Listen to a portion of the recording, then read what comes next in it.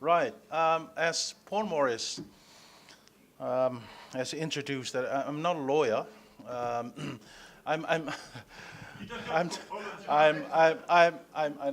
I'm just an islander from a very small island in the Pacific, as you all know. I'm from Samoa, but I work in Fiji. Um, yeah. As you see on the screen, that's Fiji, if you want to know. Um, as Ashmi has said, that I firstly want to pay tribute to the people of Turkey, those who have received us as strangers in their land. And I would like to thank you very much for allowing us to stand on your land and meet others that we haven't met before. I bring to you greetings from the people of the Pacific, also called Oceania. In this talk, I want to speak about the Pacific and how it can contribute to religion, harmony, and sustainable development. Instead of, I'm taking a more awkward position here. Instead of praising religion and its important contribution to development, as many presenters have done this week, I want to briefly, critically analyze how religion has played a huge role in nurturing an oppressive system in the Pacific, in particular, and then briefly reconstruct a more contextual approach. Finish that. The one truth ideology.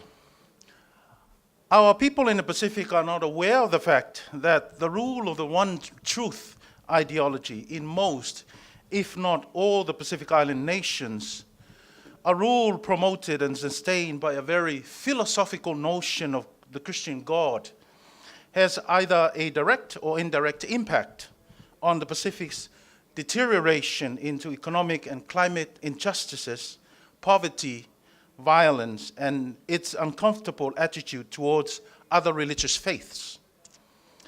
The one truth ideology, which has its roots in Greek logic, strengthened by the Greco-Roman Empire, and very much entrenched in Western culture, and promoted by Christian philosophies and theologies that were introduced to the Pacific, suggests that there is only one solitary God who rules.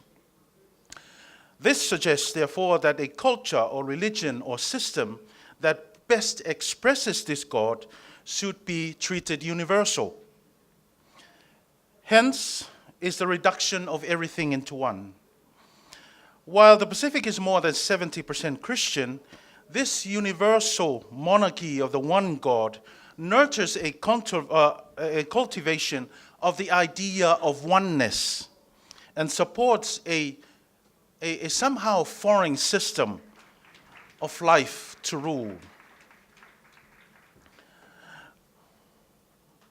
For example, the present rule of the neoliberal economic system in the Pacific, which is the basis of globalization, is arguably the living form of this idea of oneness. Such system is very complex, but the neoliberal economic system has become a comfortable home for the one truth ideology to flourish. Local governments have convinced their people that this global economic system is the only system that can sustain well-being of the nation. Well-being is often defined not in the Pacific religious and moral grounds, but rather only in economic and scientific grounds. However, what is evident is that the majority of Pacific countries that have been imposed with a foreign system of life that cannot be sustained. Why? Because it introduces a system that nurtures a continual disturbance of four basic harmonies that we have in the Pacific. First, the harmony with the divine. Second, the harmony with the self. Third, harmony with the others. And fourth, the harmony with the environment. Hence, the market sees only the need to strengthen an economic coexistence based on a master-servant relationship. In relation to the Pacific, John Osorio has a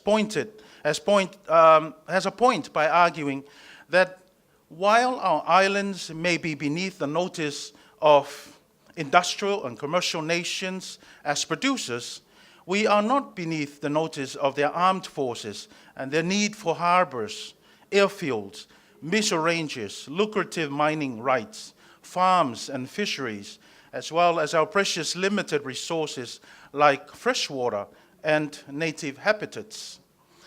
Such attractions may draw billions of dollars in foreign aid, but they also help to diminish our own independent economic development as well as our political sovereignty.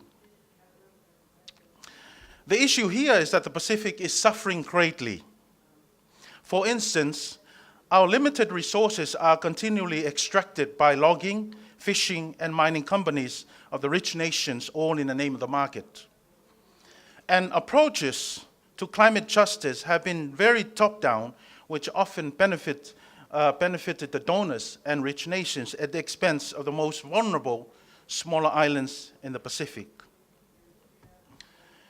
Fortunately, for some Pacific islands, such as Vanuatu, have bravely implemented a more relational system of well-being, entrenched in its indigenous religious culture as the most economically secured and sustained way to give solution to poverty and economic injustice.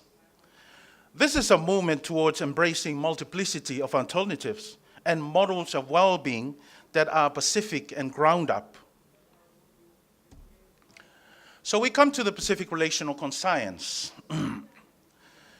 The Pacific's contribution to challenge both the one truth ideology and to suggest alternatives to understanding interfaith dialogue, harmony, and sustainable development is grounded in relationality. In the Pacific, religion cannot be separated from culture. Denial of religion is a hijack of culture. The two are integrated in a holistic whole. Relationality is the overarching moral value that encompasses almost, if not all, Pacific cultures. And this value has been implemented and translated in various ways into their own religious faiths. So to mention a few, the following are the two conscious that make up Pacific Relational Conscience. One is inclusive conscious. The inclusive conscious has two dimensions, the inness dimension and the outward dimension. The two are inextricably related. For example, the word person in most Pacific cultures is tangata. In the Pacific, tangata and community are mutually inclusive. Tangata is in the community and community is in the tangata. The two cannot be separated. I, as a tangata who stand here, is not alone. I bring with me as I stand here my God, my family, my land, my ancestors, my spirits, my country. In this inclusive conscious, one is undeniably related to the other. So despite the rule of the one truth ideology, the Pacific still hasn't lost the axioms, I belong, therefore I am, or each is because we are. We relate in order to be, not to be and then relate. Relation is a fundamental condition of being, a way of life. This inness dimension empowers the outward dimension of how to coexist with God, with the other, and with the environment. Because of inness, there is inner significance in everyone and everything. In relationship, we have to be mindful of that inner significance.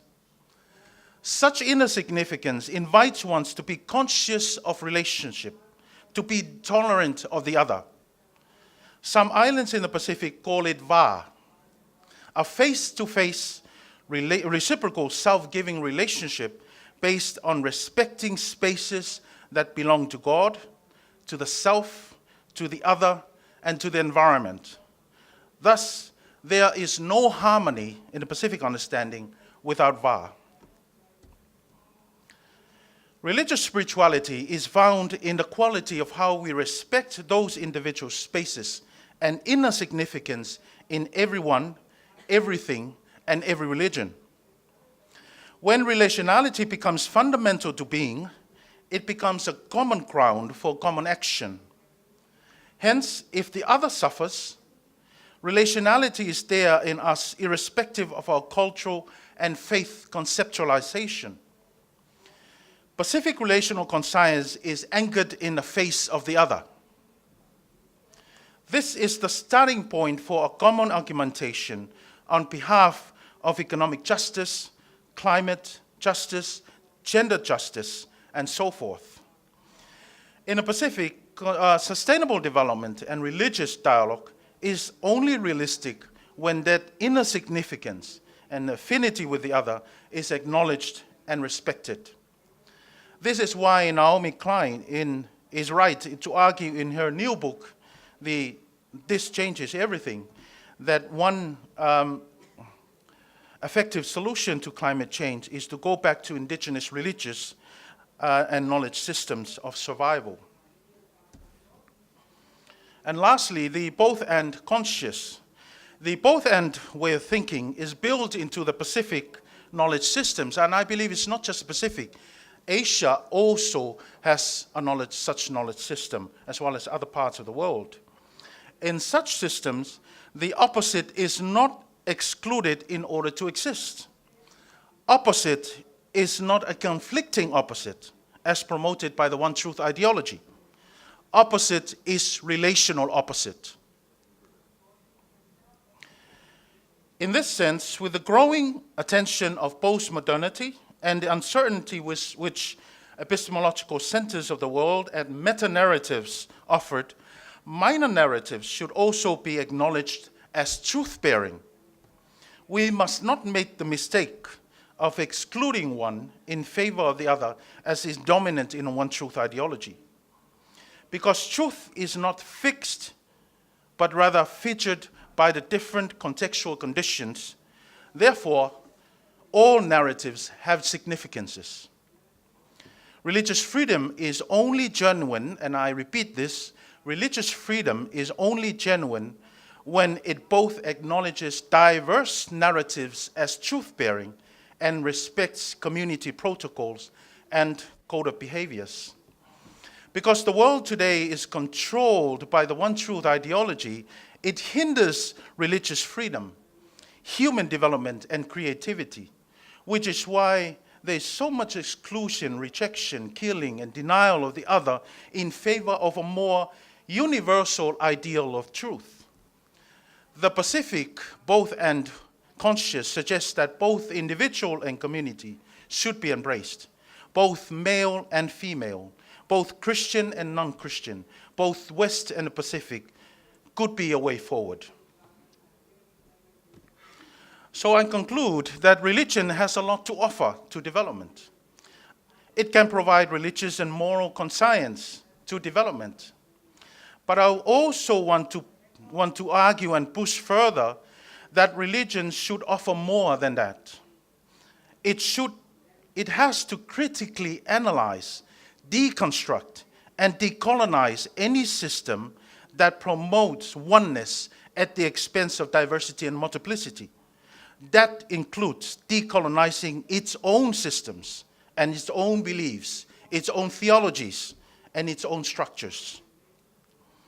The Pacific Conference of Churches, the PCC, in collaboration with governments, the churches, the NGOs, and civil societies, recently has advocated a Rethinking Oceania program to, 1, decolonize all spheres of life in the Pacific, 2, challenge the One Truth ideology dominating almost all systems in the Pacific, and 3, propose a more relational and ground-up framework to underpin policies, religion, and economic developments in the Pacific. So my questions and challenges are, one, can the one truth ideology, which has become the basis of some oppressive economic development systems, be challenged and or confronted by this G20 Interfaith Summit? And two, how can the minor narratives, for example, in Asia and Pacific, as we have in this panel, could be given significant attention in this summit? Thank you very much.